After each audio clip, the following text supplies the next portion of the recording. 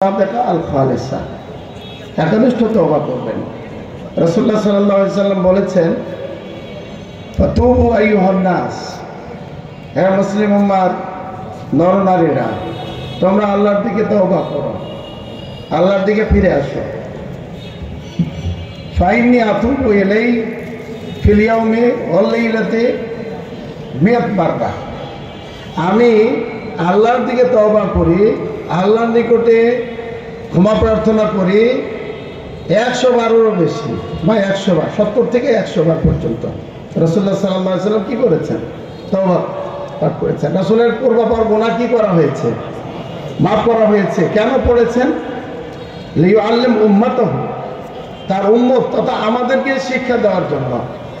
এই জন্য আমরা সম্মানিত দিনী ভাইয়েরা সকাল সন্ধ্যায় অন্তত 100 বার করে যদি পারি, তাহলে আমরা আস্তাগফিরুল্লাহ ওয়া আতুবু ইলাইহি পড়েন। আপনারা পড়েন আস্তাগফিরুল্লাহ ওয়া আতুবু ইলাইহি, আস্তাগফিরুল্লাহাল্লাযী লা ইলাহা ইল্লা হুয়াল হাইয়ুল কাইয়্যুম ওয়া আতুবু ইলাইহি পাঠ করতে হবে। তাহলে এই দ্বিতীয় আমল, এটা আপনি রমজানের প্রস্তুতি হিসাবে নিতে পারেন। তৃতীয় ছোট্ট করে যেটা বলবো আপনাকে, ব্যাপক আলোচনা এটার মাঝে, সেটা হলো যে আল ইলম, ইলম অর্জন করা, জ্ঞান অর্জন করা, বিমাসাইল আসিয়াম, সিয়ামের মাসলা মাসাইল সম্পর্কে আপনাকে জানতে হবে, যেটা আমাদের সমাজে একেবারে অজ্ঞতা আছে।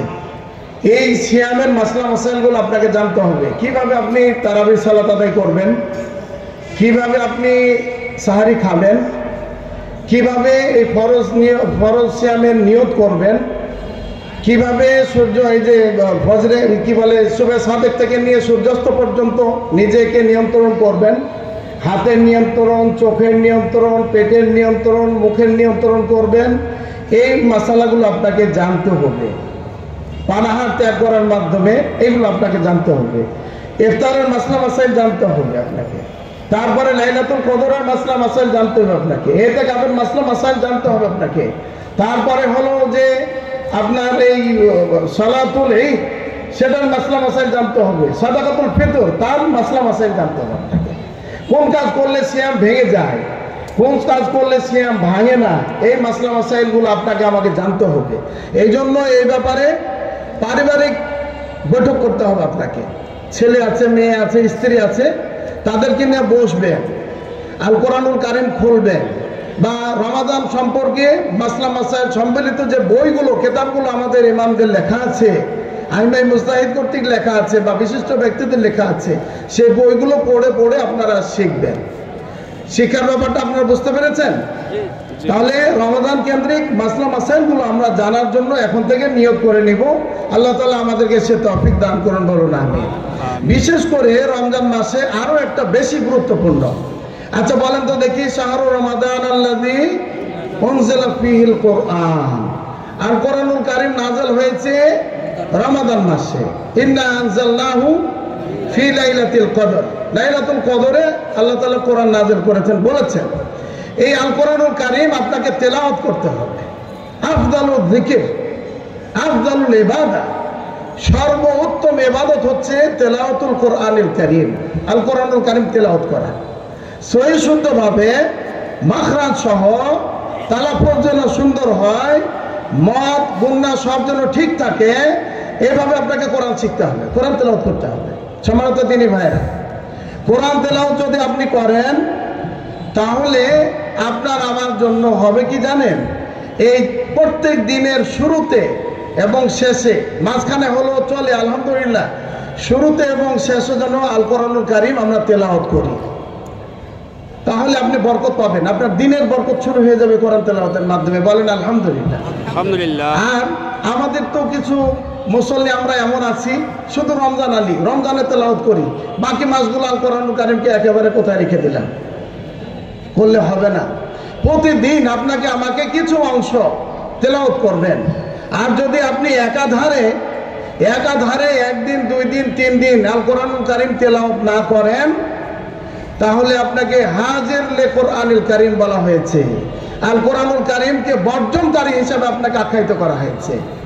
আল্লাহ তাআলা আল কোরআনুল কারীমে বলেছেন, রাসূল বলবেন, ইত্তাখাযু কওমি হাযাল কোরআন মাহজুরা, আমার কওমের লোকেরা এই কোরআন না পড়ে কোরআনটাকে বাদ দিয়ে তারা পরিত্যাগ করেছে। হয়ে গেছে, জাযাকাল্লাহ খাইর। তাহলে কোরআন আপনাকে কি করতে হবে? শিখতে হবে, পড়তে হবে। যদি আপনি কোরআন না তেলাওয়াত করেন তাহলে আপনি কোরআন বর্জনকারী হিসাবে আখ্যায়িত হবেন। এই কোরআন আপনার বিপক্ষে যাবে। সম্মানিত দিনী ভাইরা, এই জন্য কোরআন পড়ার ব্যাপারে আমরা এখন থেকেই কি করব?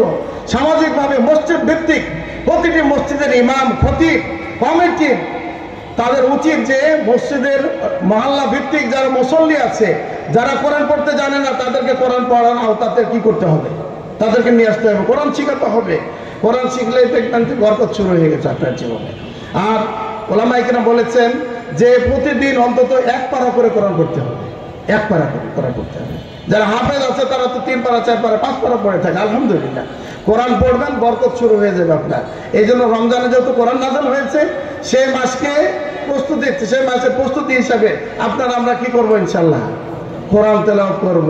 আল্লাহ তাআলা আমাদেরকে যে কয়টি বিষয়, আরো ব্যাপক আছে, ছোট্ট একটা বিষয় বলে দিই যে আপনার এই রমজান মাসের ইবাদত করতে যে বিষয়গুলো আপনাকে বাধা দিবে তা থেকে আপনাকে বিরত থাকতে হবে। রমজান মাসে ইবাদত করতে গিয়ে আপনাকে যে কাজগুলো বাধা তৈরি করবে, আপনি কোরআন তেলাওয়াত করতে পারছেন না, আপনি জোহর সালাত আদায় করতে পারছেন না, তারাবির সালাত আদায় করতে পারছেন না, কোরআন খতম দিতে পারছেন না, আপনাকে ওই কাজগুলো বর্জন করতে হবে। অথচ আমরা রমজান মাসে কি করে আমাদের কাজ বেড়ে যায়, ওই কাজ থেকে আপনাকে আমাকে বিরত থাকতে হবে। সম্মানিত দিনী ভাইরা, আসুন আমরা প্রত্যেকেই এই শ্রাবণ মাসে বেশি বেশি সিয়াম পালন করি এবং আল্লাহর কাছে তওবা দিনে রাতে সকাল সন্ধ্যায় এটা আমরা আস্তাগফিরুল্লাহ ওয়া আতুবু ইলাইহি পাঠ করি।